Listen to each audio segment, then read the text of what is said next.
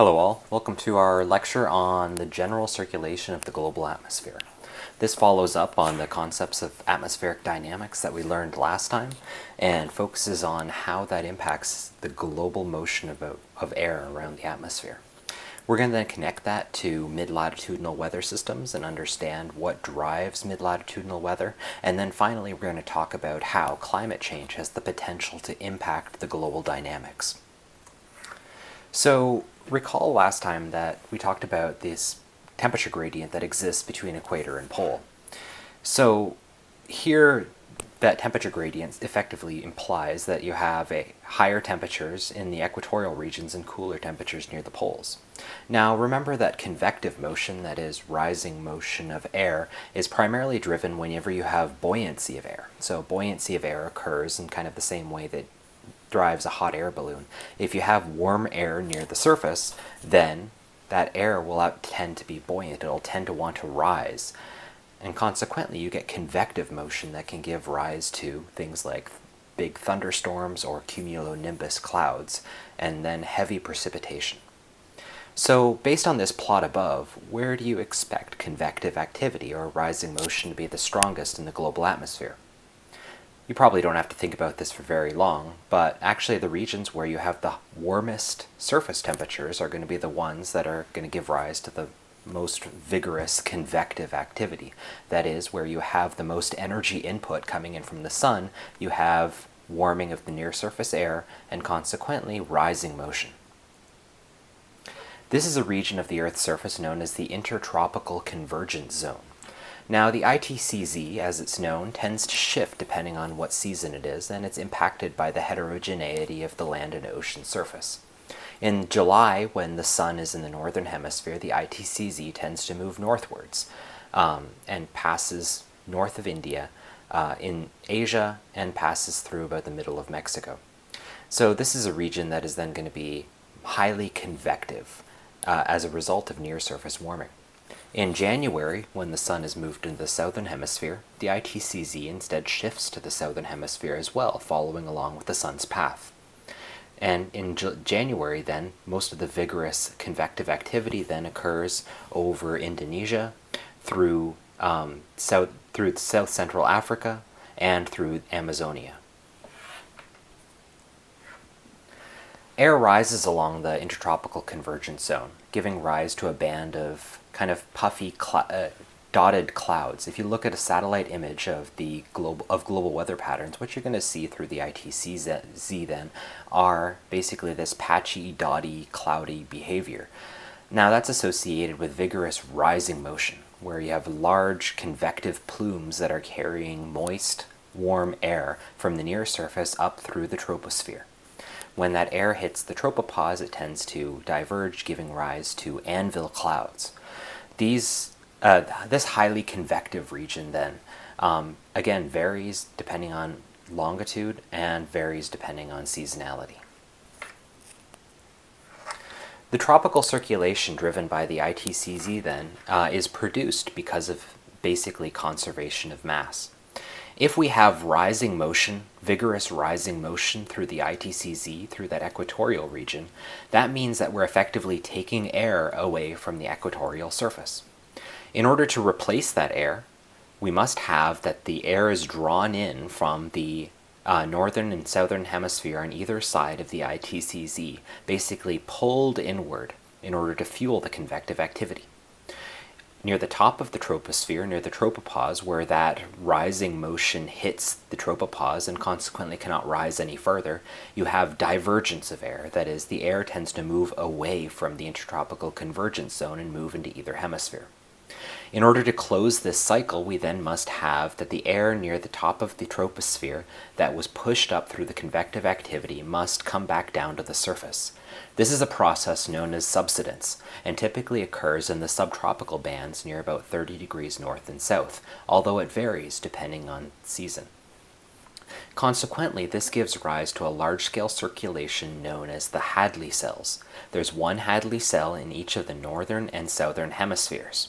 And these Hadley cells are associated with a pattern of circulation consisting of rising motion in the ITCZ, divergence at the top of the troposphere as air moves towards the north and south poles, subsidence in the subtropical regions at 30 and north and 30 south, and then convergence of air as that air is drawn in to the intertropical convergence zone.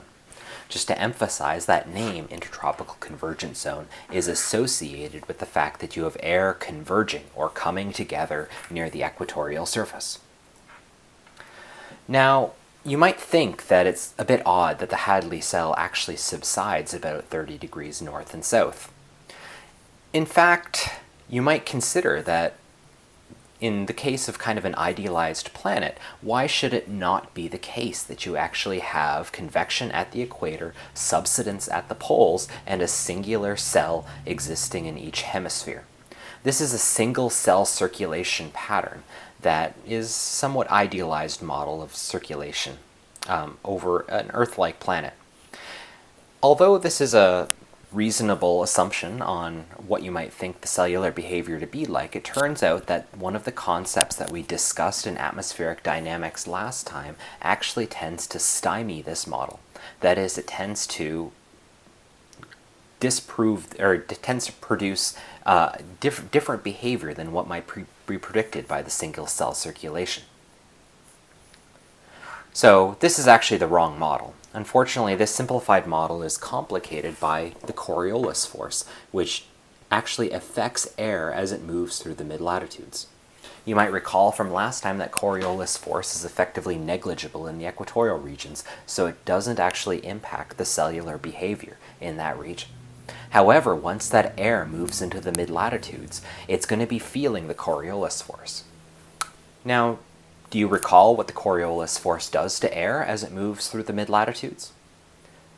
If you recall, Coriolis force causes that air to actually turn to the right in the northern hemisphere and turn to the left in the southern hemisphere.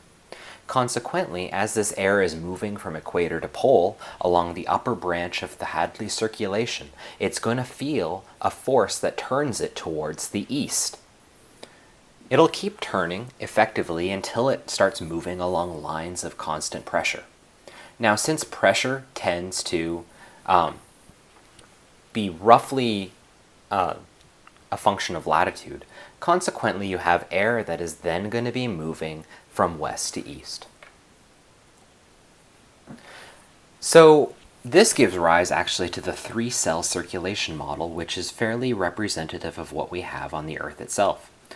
So whereas in the one-cell circulation model, the rising air at the intertropical convergence zone is able to make its way directly towards the polar regions, because of the presence of Coriolis force actually, before that air is able to get anywhere near the polar regions, namely as soon as it gets to about 30 degrees north and south, that air is now moving from west to east.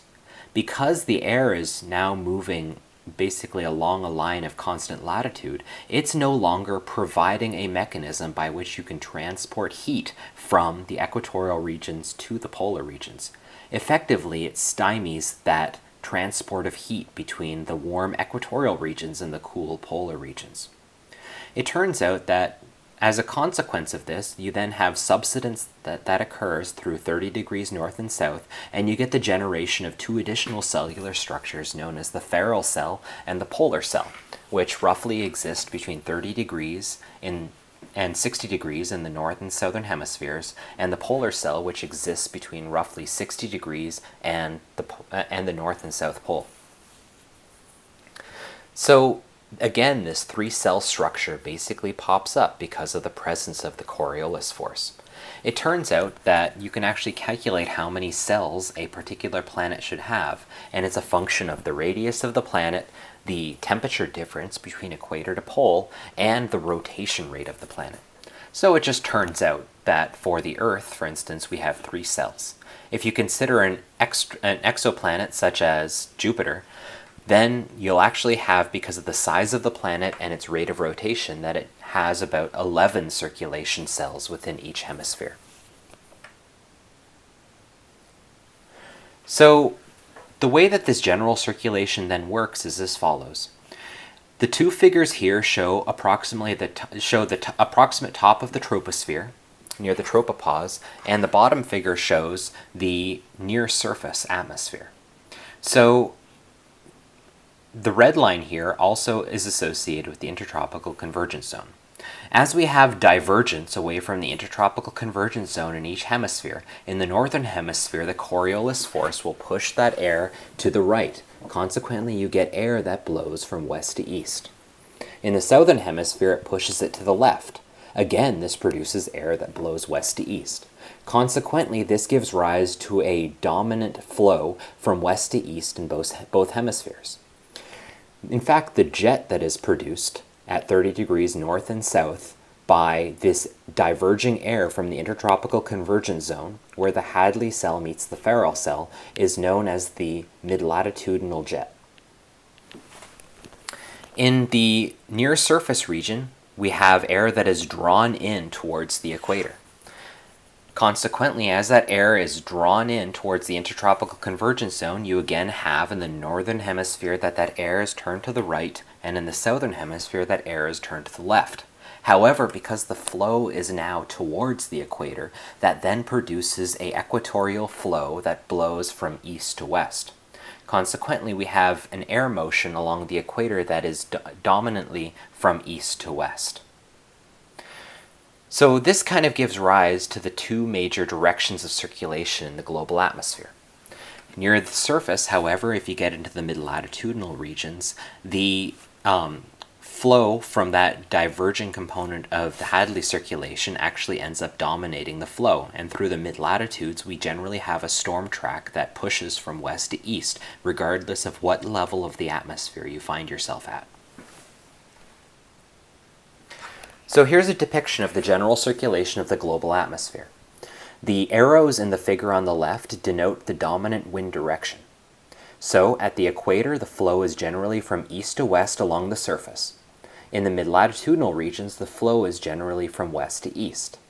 If you do a vertical cross-section through a particular line of constant longitude, what you'll observe is a Hadley circulation in both the northern and southern hemispheres.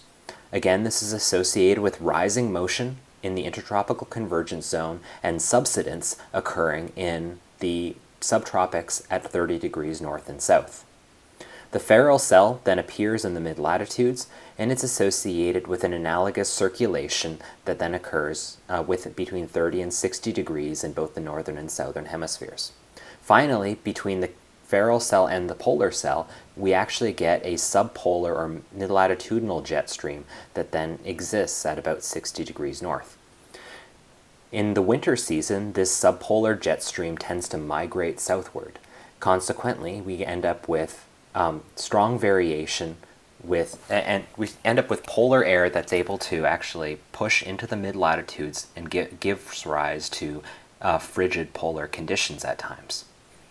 Depending on the windiness of this subpolar jet stream, we actually observe often very sharp differences between weather conditions, particularly in the Midwest and the eastern seaboard of the U.S., over a period of several days. If that subpolar jet is very windy, then it turns out that you can get both warm air and cold air moving eastward across the United States, giving rise to sharp variations in temperature and often giving rise to sharp differences in weather, such as a freak snowstorm followed by frigid conditions, or very warm conditions followed by a potential snowstorm.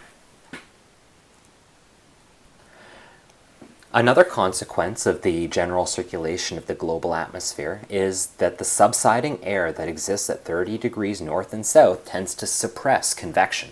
That is, it tends to suppress rising motion in the subtropical region. Now, since rising motion is primarily associated with precipitation, this means that these regions are very, very, very dry, because air that would typically rise and give rise to precipitating systems would then be suppressed and kept near the surface. Even though humidity over the subtropical ocean can be quite high, that air is unable to move upward through the troposphere and hence will not give rise to normal weather patterns associated with convective precipitation. Similarly, along the equator, you have very strong rising motion. Consequently, this is one of the wettest regions of the planet because the rising motion here is so vigorous. The warm, moist air in the near surface is then transported upwards, and as it rises, we get condensation and heavy precipitation. The mid-latitudes, on the other hand, are associated with a very different kind of weather system. Although convective activity in this region is spotty and highly dependent on season, we do have what is known as large-scale transport of water vapor. That is, the strong storm track that pushes air from west to east is able to carry with it potentially dense pockets of water vapor. As that water vapor hits land, it can rise, for instance, because of orographic uplift, and hence give rise to large-scale precipitation, such as the kind of weather that we experience in our wintertime through atmospheric rivers, extratropical cyclones, and other large-scale systems. Hence, the global precipitation patterns that we've seen previously in the first lecture of this class arise naturally as a consequence of this global circulation. Namely, we have wet conditions near the intertropical convergence zone where convection is strong. We then have dry conditions and deserts where convection is suppressed, where we have descending air or subsiding air from higher latitudes that suppresses convection. We then end up with in the mid-latitudes a wet region associated with large-scale transport of water vapor from the oceans. And finally, in the polar regions, again, we have subsiding air associated with the polar cell, as well as very, very dry conditions because the atmosphere here is naturally very cold. Consequently, we have this pattern of wet, dry through the Earth's system. So the question then becomes, what are the climate change impacts associated with this general circulation?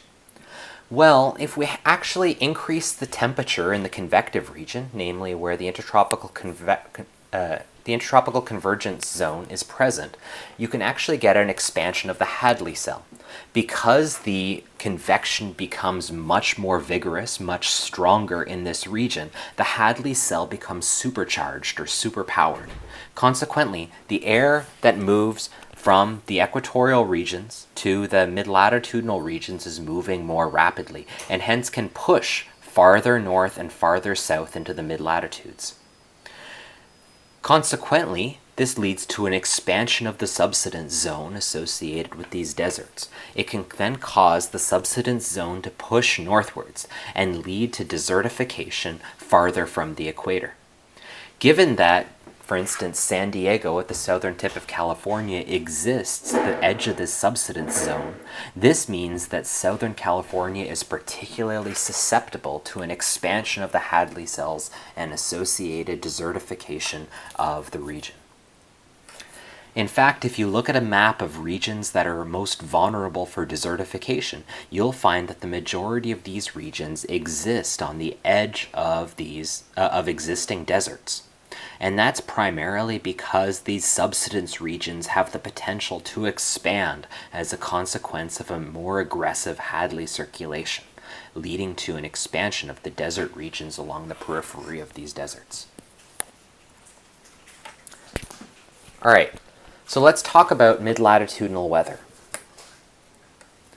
We talked about the general circulation of the troposphere already and talked about the different large-scale weather patterns that exist, both in the upper troposphere and the lower troposphere. In the upper troposphere, we have a divergence of the Hadley circulation from the intertropical convergence zone that then leads to a dominant west to east flow in both the northern hemisphere and the southern hemisphere.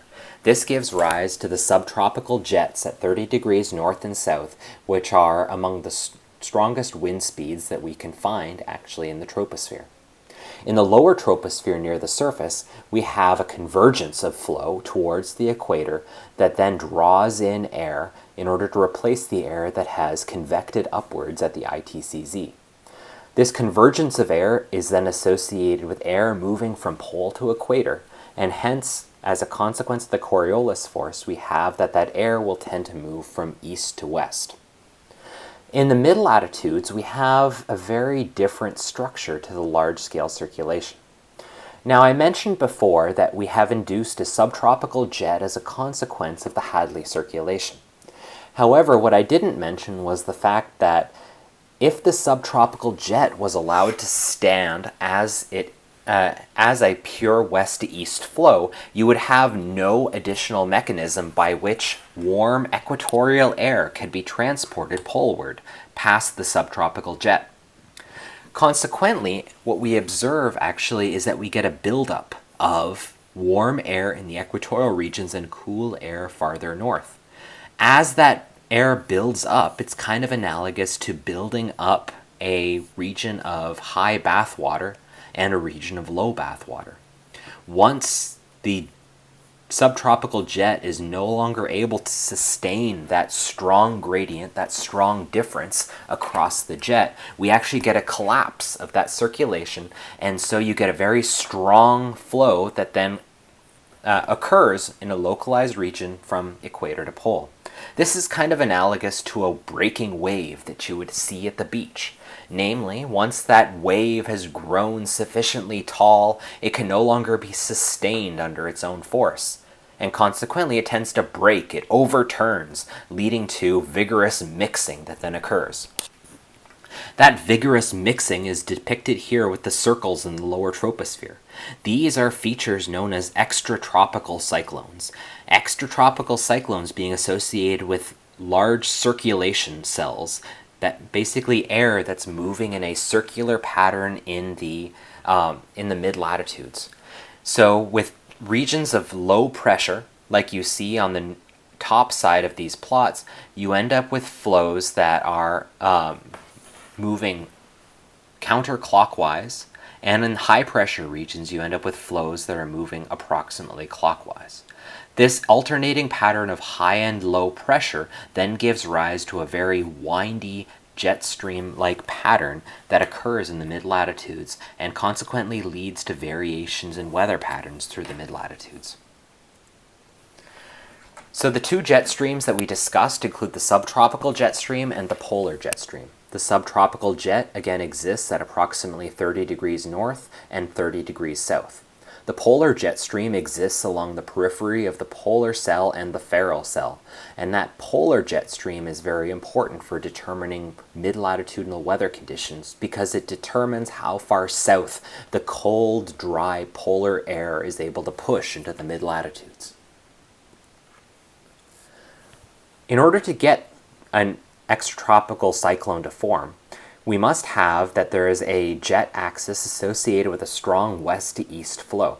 This jet stream then separates cold polar air from warm tropical air. Once that strong temperature gradient is able to build up, you're going to get an intensification of the jet, which leads to basically the formation of a large-scale wave. As this wave intensifies, we end up with what is known as a planetary Rossby wave, named after a famous atmospheric researcher by the name of Rossby. These Rossby waves are a common feature in the mid-latitudes, ones that you can see, for instance, by going to windy.com. The Rossby waves are associated with alternating troughs and ridges in the flow, where a trough is associated with where the jet stream dives southwards, and a ridge is associated with regions where the jet stream climbs towards the poles. This wave-like pattern is analogous to a wave you might see farther out away from shore at the beach. Once those waves become sufficiently strong, we actually end up with cut-off regions of low pressure. This is associated with a breaking wave. Once that low pressure region gets completely separated from the remainder of the flow, it gives rise to an extratropical cyclone, which is then associated with a large-scale mid-latitudinal storm pattern. These large-scale extratropical cyclones are then associated with strong moisture transport. You'll notice, for instance, along the right-hand side or the eastern flank of these extratropical cyclones, we have very strong northward directed wind motion. This air is warm and moist and effectively carried into the mid-latitudes. As it reaches the mid-latitudes, it can cool and condense, leading to large-scale precipitation. Extratropical cyclones, for instance, like the one depicted here in this satellite image, they can be associated with very strong snowstorms, particularly in the U.S. Northeast.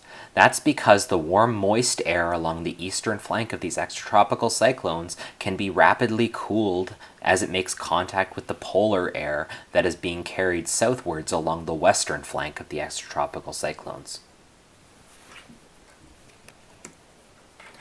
Here's a basic model that describes the evolution of these tropical cyclones, extratropical cyclones.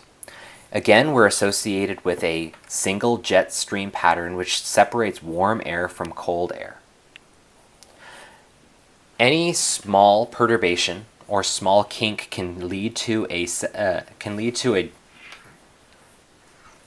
local circulation in the flow, which is then associated with northward transport to the east of the low and southward transport to the west of the low. As it intensifies, this cold frontal system will then carry cold air southwards along the western flank of the low, and warm air will be carried northwards along the eastern flank.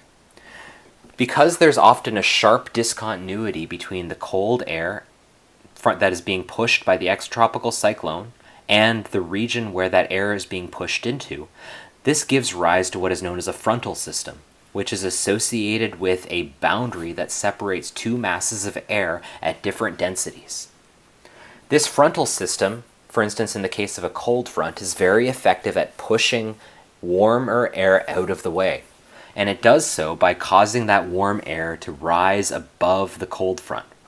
Consequently, this frontal activity then provides a mechanism by which air can rise along this boundary, giving rise to precipitation. The warm air that is being pushed by the warm front is analogous. It rises over top of the cooler air to the north, again giving rise to precipitation along this frontal system. Warm fronts tend to form a wedge shape. That's because the warm, buoyant air is pushing into cool air that has higher inertia and consequently tends to be dense and hard to push around. As that warm air rises above the cool air, you end up with a long region whereby you get nimbostratus, altostratus, cirrostratus, and cirrus clouds, basically clouds of varying altitudes, as that warm, moist air rises to higher and higher altitudes above the cold air. Cold fronts, on the other hand, are associated with heavy, cold, dense air that is pushing into a region of warm air. Because that cold air has a lot of inertia associated with it, it very effectively pushes warm air out of the way. Now remember that warm air is going to be more buoyant than cold air. It wants to rise up.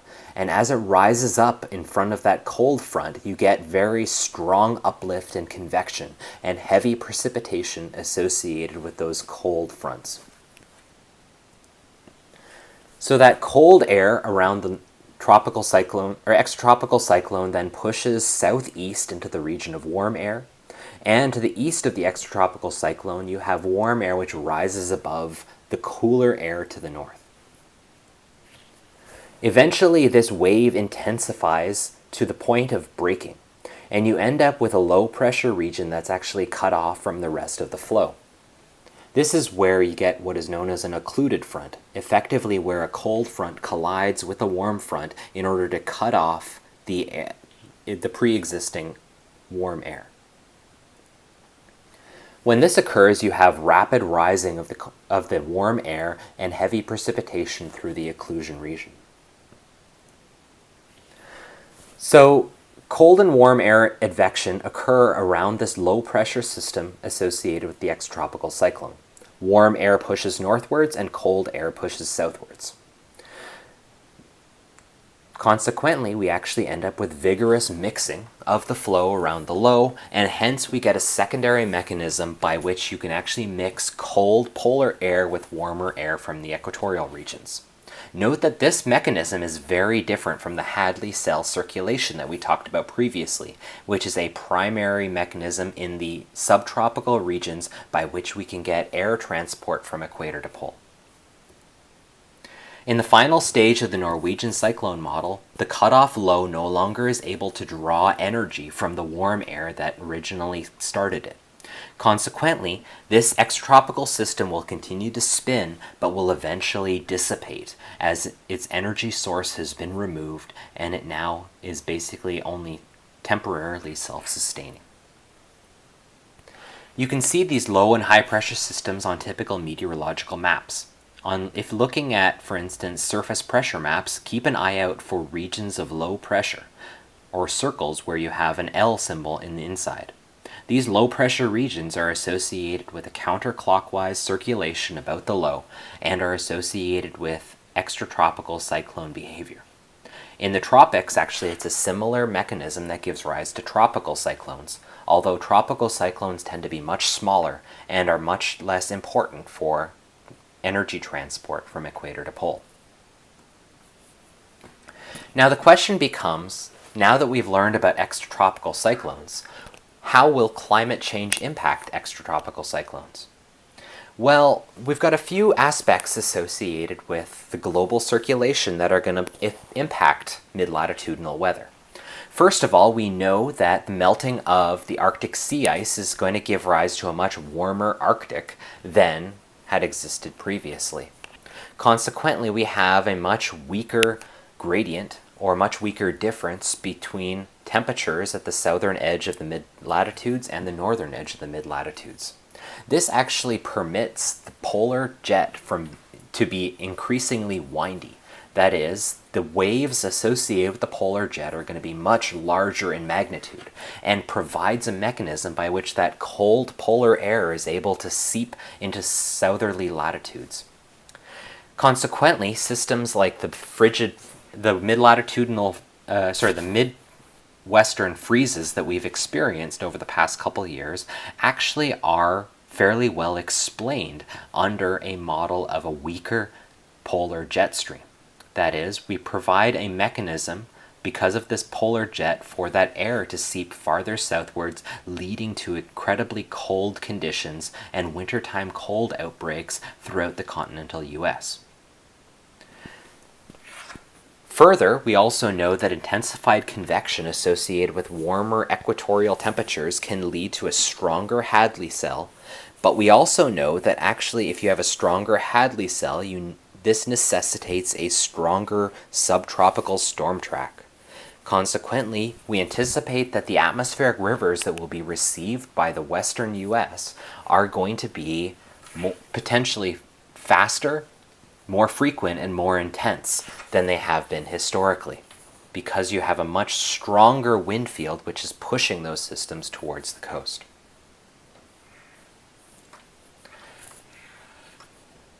So keep in mind, when we're talking about horizontal mixing in the mid-latitudes, that these extratropical cyclone systems associated with mid-latitudinal wave breaking are systems that are going to be responsible for extratropical cyclones and cold air outbreaks. If we have a windier jet stream, then there's the potential for these extratropical cyclones to be even more damaging than they have historically.